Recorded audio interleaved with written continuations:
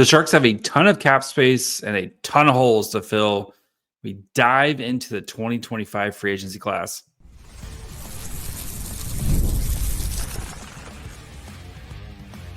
You're Locked On Sharks, your daily podcast on the San Jose Sharks, part of the Locked On Podcast Network, your team every day. Hello, welcome to Locked On Sharks, the premier hockey podcast covering your favorite team in the Bay Area. My name is JD Young, caretaker at the Reef, also the co-host of Locked On NHL. I want to thank you for making Locked On Sharks your first listen. Proudly part of the Locked On Network, we cover your team every day. And if you want to be an everydayer, all you have to do is just follow along wherever you get podcasts, or you can watch on YouTube as well. And today we start diving into this free agency class as the San Jose Sharks, again, have upwards of $40 million in cap space and $20 million that they have to spend to hit the cap floor. So we're going to look at the forward group, the defensive group, which has a couple names, and then it drops off at a very thin goalie class as the Sharks try to find some sort of backup behind Askarov. So before we get to all that, do want to let you guys know that today's episode is brought to you by Amazon Fire TV Stick 4K. Turn any TV into your Xbox, no console needed. Head to amazon.com/Fire TV Locked On to learn more. So we've hit a certain point in the Sharks rebuild, right? Where we've spent several years where, especially during the pandemic, where the Sharks would enter into free agency with holes, but like $3 to spend, and you would have to kind of coupon clip on some of your free agents, right? Like Nico Sturm, for example, where you spend like $2 million on him, or like there are plenty of these. Nick Bonito, right? Wasn't a very expensive contract. Like a lot of these type of contracts here, and now we're starting to exit out of all these bad contracts for the Sharks, and the roster is littered with ELCs on there, and so you have a lot of cap space to spend. And again, the Sharks had to spend minimum $20 million just to securely get over the cap floor. This is like something they have to spend. They have to sign people. We went through yesterday. We looked at all the holes, right? You need some middle six guys. We know the defense needs to get revamped because you can't just run the same six guys out there. And you need to find a proven backup behind Askarov. So we're going to start to look at ways to fill those holes, and free agency is one of those ways to fill those holes. So we're going to start by looking at the forward group, which does have some big names in there. And we know Mike Greer, he's said we're not interested in handing out 7-8 year contracts in these top of the end market contracts. So as much as I think a lot of people would like, Mitch Marner and Teal, and the connections are easily there, I have a hard time seeing that Marner kind of being your free agent signing. Again, not that the Sharks couldn't do it. They have all, a bunch of cap space in the world. But like you still want to kind of project to where things are going to go, and you assume you're going to pay Smith and Ekblad and Celebrini are all going to command large contracts here at some point. So just decisions you have to make as you roster construct. But that doesn't mean that there still isn't plenty of other exciting players in this free agency class. So looking at how, I like to sort this by cap hit, right, from this year. So, and kind of go from there. So you have a John Tavares who actually will have the largest cap hit at $11 million. 34. I don't think the Sharks would be interested, especially for somewhat of his age, right? And assuming, I kind of have a feeling Tavares ends up back in Montreal. Mitch Marner, who's again going to be the belle of the ball, and I think there's going to be a lot of teams signing up for his services. You have Jamie Benn, who's coming off a 8-year, $9.5 million. He's also 35, and I have a feeling he's going to re-sign for a much smaller contract, but to continue to stay in Dallas. At least Brock Boeser, who I would be very interested in. He's 28, is coming off a 3-year deal at $6.5 million, 50 points this year in 75 games. Has been has a guy who can score a lot of goals. He is someone I think the Sharks should be interested in, especially with, again, his age. Yes, he's 28 right now, but I feel like his style, he does have some injury history, but I do feel like his style would really fit in with what the Sharks are looking for here. So Claude Giroux, like Brad Marchand, I think those guys are going to probably, like Claude Giroux, like those are 37, 36. I'm not interested in players like that. Taylor Hall, who's been on, I think he might actually get re-signed by the Canes, is from what, it seems. Brock Nelson, you can maybe talk me into in like a short-term deal, but I think Nelson wants to probably play for a contender, continue to play for a contender. Nikolai Ehlers, though, is another guy to kind of keep in mind here. Coming off a 7-year deal at $6 million. He is a potential kind of scoring candidate that the Sharks definitely need. He is going to be looking for probably a bit of a raise.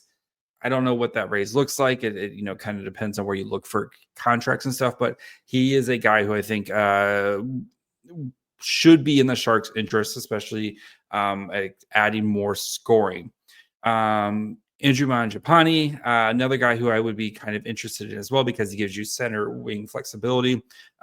He's a former, he only had 28 points this year, but I know he's more than capable of scoring more than that. He's coming off a 3-year deal at $5.8 million. Maybe if you can sign him to kind of that middle term type of contract, that could be someone of interest. Andre Kuzmink, I'm not really. Yanni Gourde, I think, is going to be. We'll see. He doesn't really kind of float my boat. Mikael Granlund, of course, we know, and there's been talk of maybe the Sharks bringing Granlund back. Kyle Palmieri, I think, is going back to the Islander. As we kind of get down here, you see some guys who maybe have some opportunities to where you can maybe sign us a little bit cheaper as we kind of fall down some of the, the cap hit. But guys who maybe can be given a little bit more of an opportunity. And one of those guys I really kind of like in this range. So we get like Luke Cunnin, which I'm no thank you.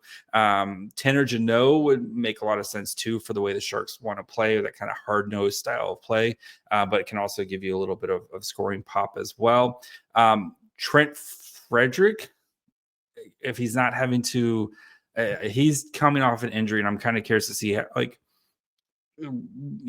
kind of digging into his numbers a little bit more, but he didn't get paid much. He might be a guy who's looking for a little bit more of a raise, right?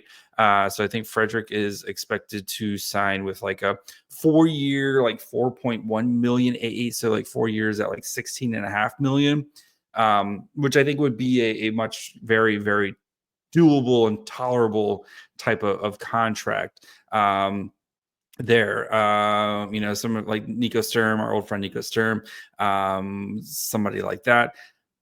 Pius Suter would be a guy I'd be really interested in trying to sign. He's 28.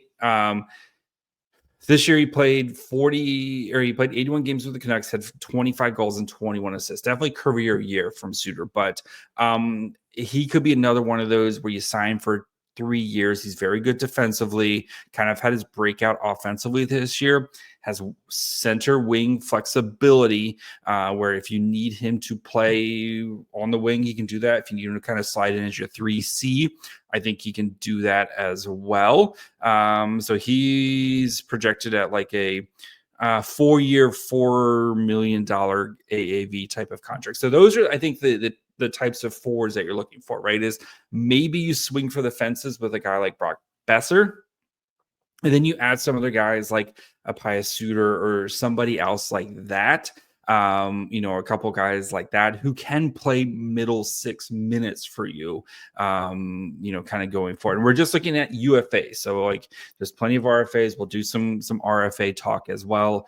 And then you start to kind of get down into the like vet min type of guys or, in here who maybe would make some sense, maybe not if you're on like very small deals. Some of these guys are much, much older, like James Van Riemsdyk, Cam Atkinson, like a lot of these guys. I wouldn't be mad at bringing Mike Acemont back. I liked Acemont in his short time there, but they're, I just kind of, again, we're looking at that middle class of free agents for the Sharks. And while the Sharks do have a lot of money, I do think they should maybe swing for the fences for a guy like Brock Boeser.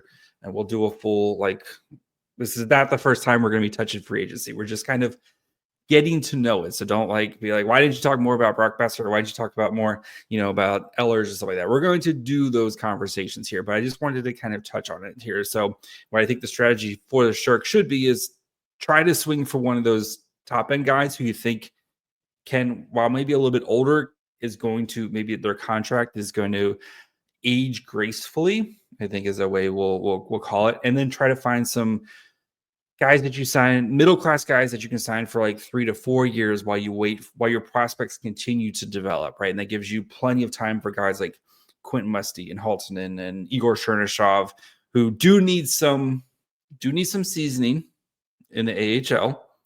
But then when they're ready to take over, these guys can just kind of bump down a little bit, and they're not signed for the next 6 or 7 type of years. So we're going to continue. We're going to look at the defensive group, which the Sharks definitely need some help there. And it might be a little bit tougher than originally thought to try to find some right-handed defensive help. So we'll look at that here in just 1 second. The Stanley Cup playoffs are here, and you've never been to a live NHL playoff game. It's unlike anything else. The intensity, the speed, the energy in the building, it's next level. And thanks to Game Time, getting in the door is easier and more affordable than ever. Game Time is the fastest way to grab playoff tickets, even for those must-see matchups. Prices actually drop as the puck drop gets closer. With last-minute deals, you can save up to 60%. And maybe you don't want to go to the NHL playoffs. Maybe you want to go catch the Barracuda first playoff game in Tech CU. You can find tickets there as well for Friday's game. They're all in pricing, shows you the total cost up front. No surprise tickets no surprise fees at checkout. The app even shows you panoramic seat views, so you know exactly what you're getting before you buy. Take the guesswork out of buying tickets with Game Time. Download the Game Time app, create an account, and use code LOCKEDONNHL for $20 off your first purchase. Terms apply. Again, that's LOCKEDONNHL, LOCKEDON NHL for $20 off. Download the Game Time app. Last minute tickets, lowest price guaranteed. All right, before we switch over to the defensive class, of course want to thank you guys for making Locked On Sharks your first listen. If you haven't yet, perfect time to hit that subscribe button or leave a nice review if you're listening, especially on Apple. But hit the subscribe button. That way you know when new episodes drop, especially on YouTube. We'll be doing live post games after every Barracuda playoff game. And that way you know exactly when we go live. So make sure you're following along wherever you get podcasts. Of course, you can watch on YouTube as well. Okay, the defensive group here. Not as deep, which is kind of to be expected. Not as deep, though, as a forward group. And I think it's going to be, we know, right, the Sharks need more puck-moving defensemen. They need some right-handed guys.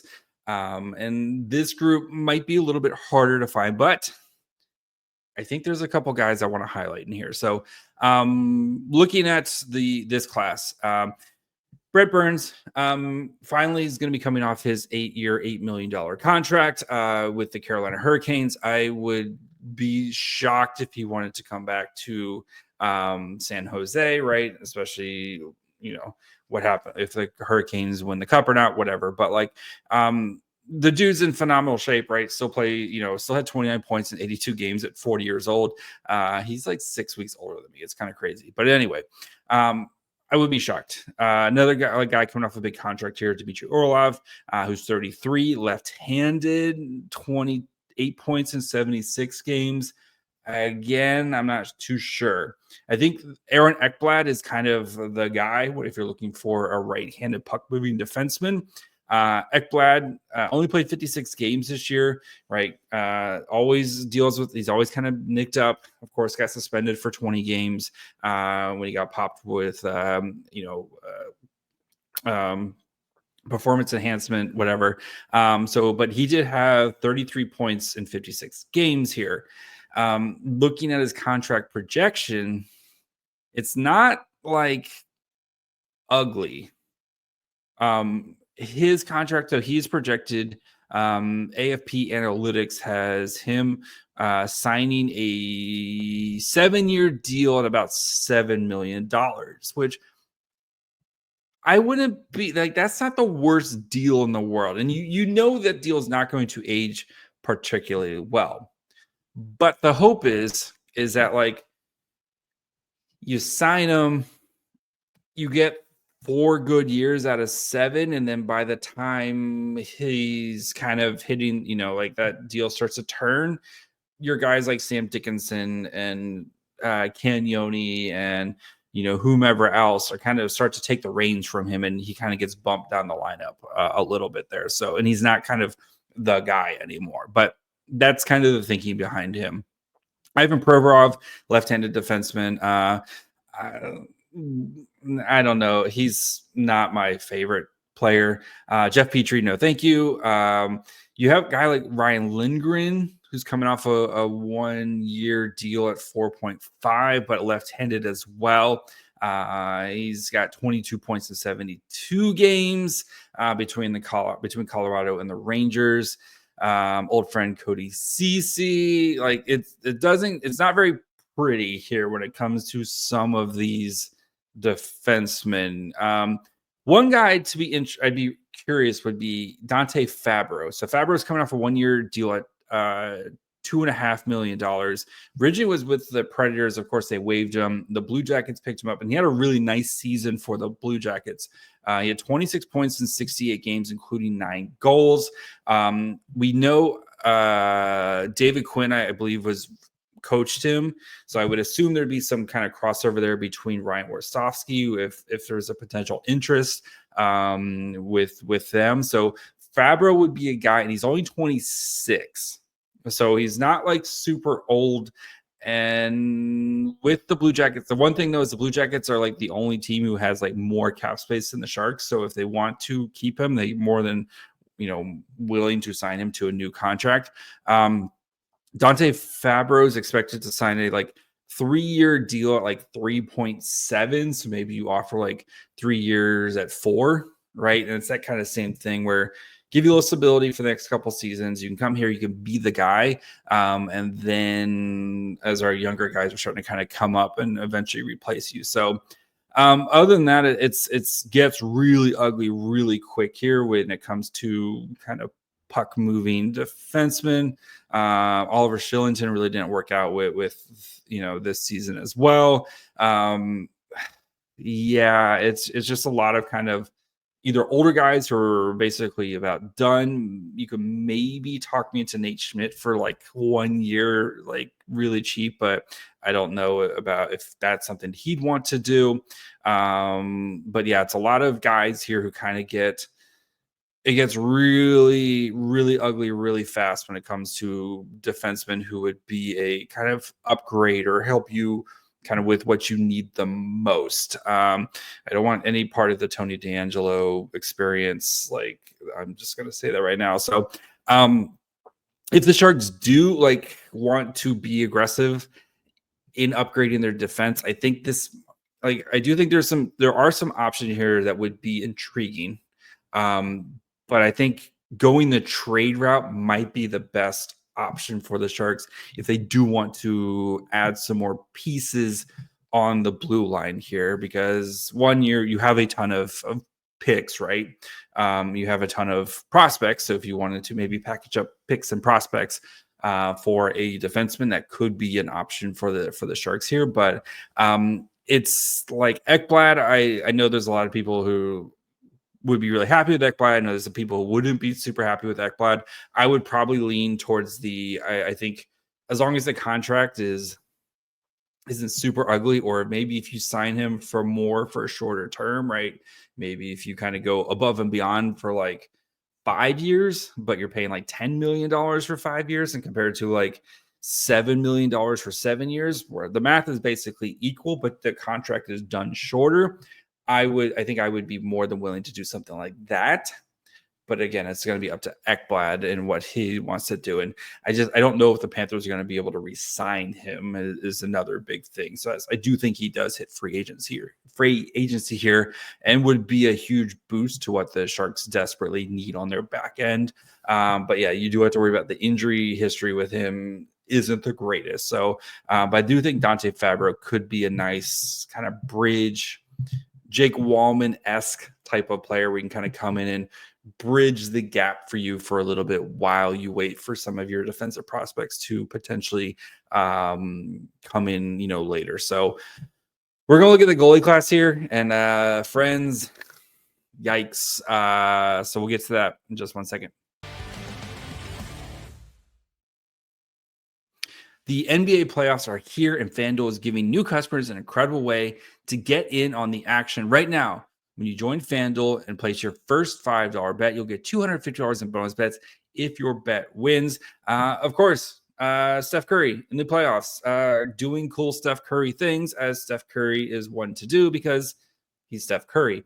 So if you want to make money on Steph Curry doing cool things, that's what I would do. From three-pointers to steals to assists, FanDuel has so many ways to bet your favorite player props, Steph Curry threes. Plus, after the game tips off, you can even combine live prop bets into a same-game parlay for a chance to win big. Steph Curry threes plus Warriors win. Don't miss out. Head to FanDuel.com and claim your $250 in bonus bets today.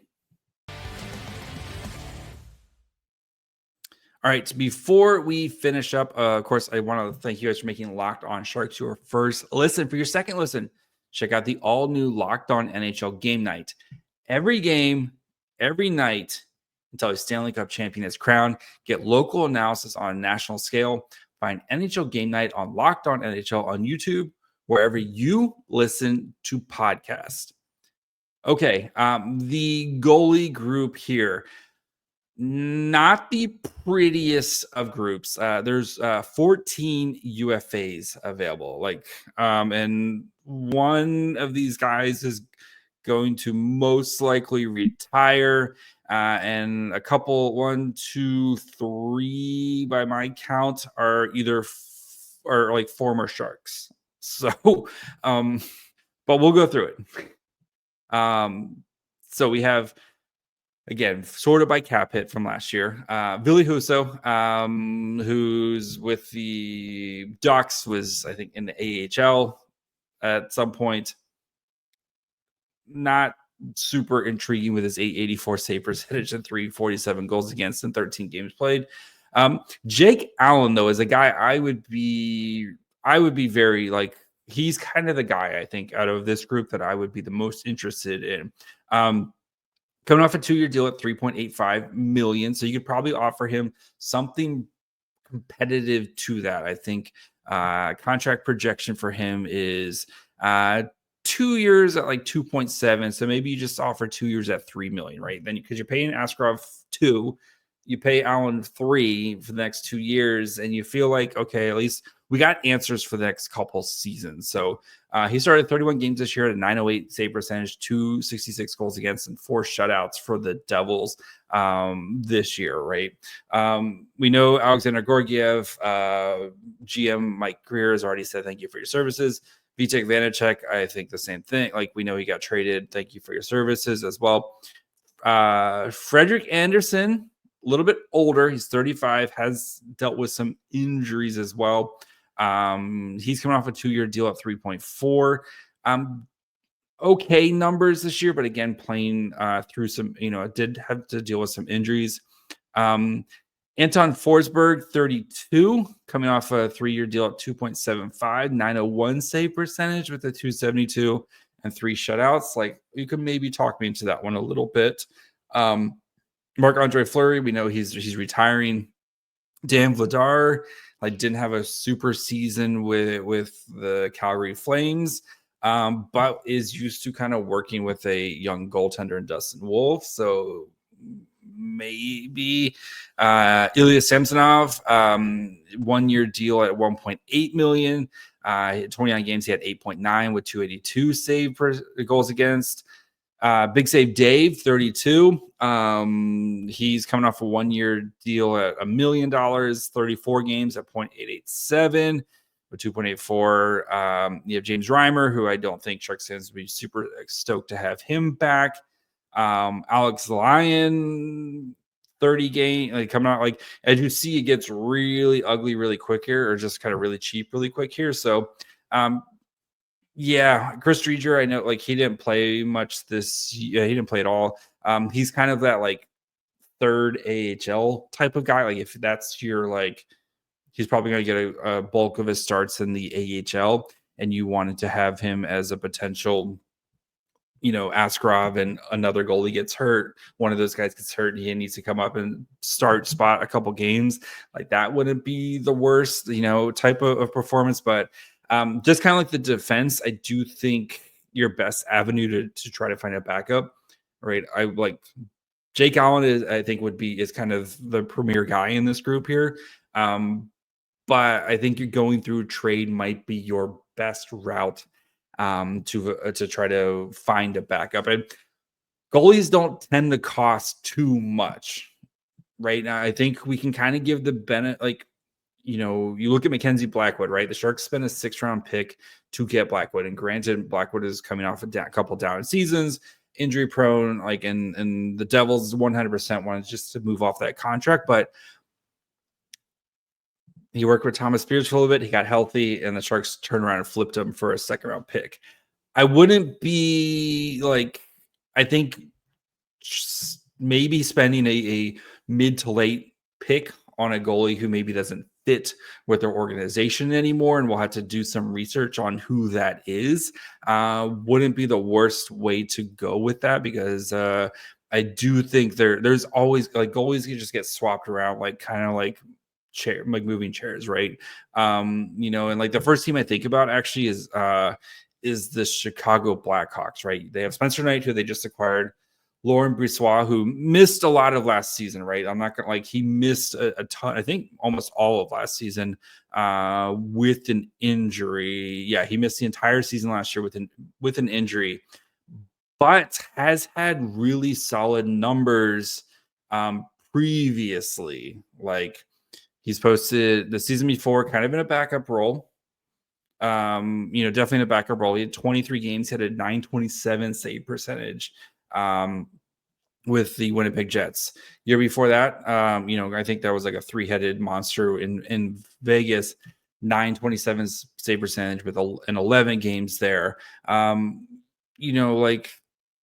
900 save percentage the year before that, in the COVID or the 21-22 season. But he has posted good numbers, but hasn't really got the workload that you would want to see from a guy who, right, especially with Askarov. We know it's going to be Askarov's net, but still, I do think it's going to be a very even split to start. So I think if you do get a guy like Brisebois, you probably want to go get a strong third goalie like a Chris Drieger type of performance there. But he would be someone I think would be intriguing, because he has put up good numbers elsewhere, and he's only got 1 year left on his deal at $3.3 million.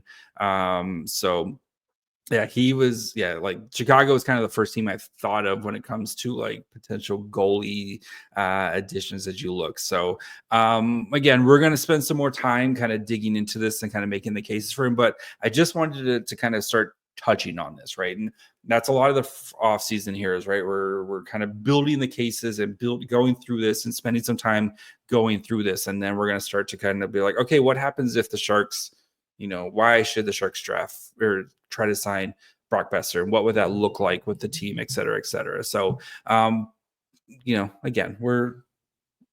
I don't want to say milk.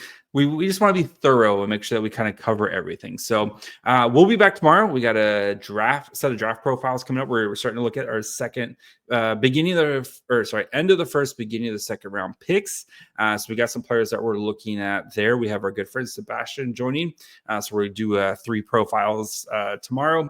And then we'll continue to start getting ready for free agency and all that fun stuff here later on this week. So make sure you're following along wherever you get podcasts. And of course, you can watch on YouTube as well. Follow the show on Twitter, Facebook, and Instagram at Locked On Sharks. Follow me on Twitter and Blue Sky at My Fry Hole. Till tomorrow. Bye, friends.